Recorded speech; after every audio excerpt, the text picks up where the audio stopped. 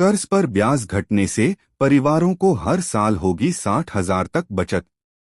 Repo दर में कटौती 2 साल जारी रही तो और घटेगी ब्याज लागत।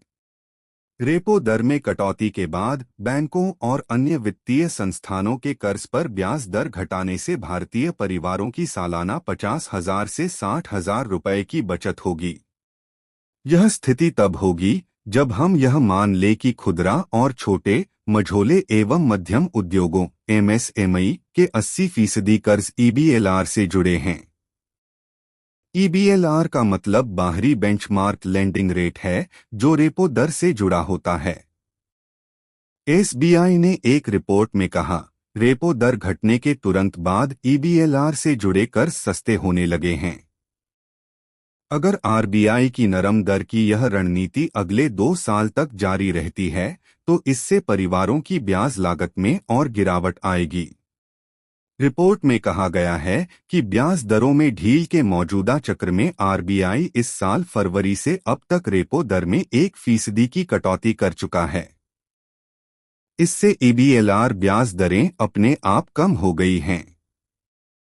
नकद आरक्षित अनुपात और लिक्विडिटी कवरेज रेशियो आदि जैसे सभी सेगमेंट को हटा दें तो बैंकों के पास 100 रुपये की प्रत्येक जमा राशि पर वाणिज्यिक कर्ज देने के लिए सिर्फ 44.4 रुपये बचते हैं।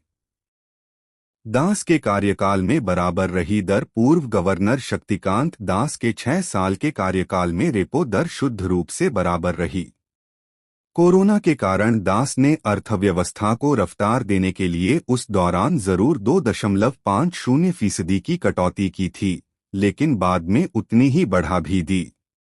इस तरह से जिस दर पर उन्हें जिम्मेदारी मिली, उसी स्तर पर उन्होंने विदाई भी ली। रेपो दर घटने से बैंकों में बढ़ जाती है नकदी। आंकड़े बताते हैं कि जब भी रेपो दर में कमी की गई है, बैंकिंग सिस्टम में नकदी बढ़ी है।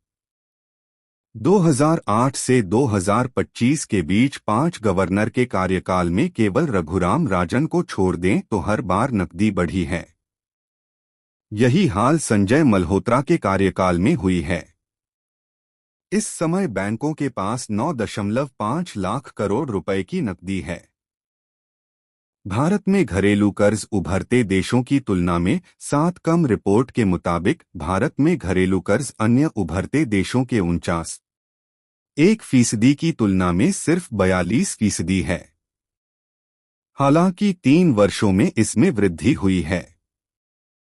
दिलचस्प बात है कि यह वृद्धि कर्ज के बजाय ग्राहकों की संख्या बढ़ने से हुई है। परिवारों पर बढ़ता कर्ज इसलिए चिंताजनक नहीं है क्योंकि पोर्टफोलियो का 2/3 हिस्सा बेहतर गुणवत्ता वाला है। रिपोर्ट में कहा गया है कि ज्यादातर लोग क्रेडिट कार्ड, कंज्यूमर ड्यूरेबल और अन्य पर्सनल लोन ले रहे हैं। इन सभी का हिस्सा कुल खुदरा और एमएसएमई कर्ज में 45% है। होम और ऑटो लोन की हिस्सेदारी 25% है। उत्पादक उद्देश्यों जैसे कृषि, कारोबार और शिक्षा क्षेत्र का कुल कर्ज में हिस्सा 30% है।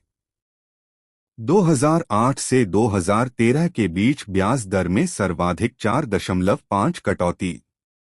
रिपोर्ट में आरबीआई के आंकड़े के हवाले से बताया गया है, रेपो दर में सबसे अधिक 4.5% की कटौती सितंबर 2008 से सितंबर 2013 के बीच हुई थी। इस दौरान रेपो दर में सर्वाधिक 4% वृद्धि भी हुई। उसके बाद दिसंबर 2018 से दिसंबर 2024 के बीच में 2.5% की कमी की गई थी।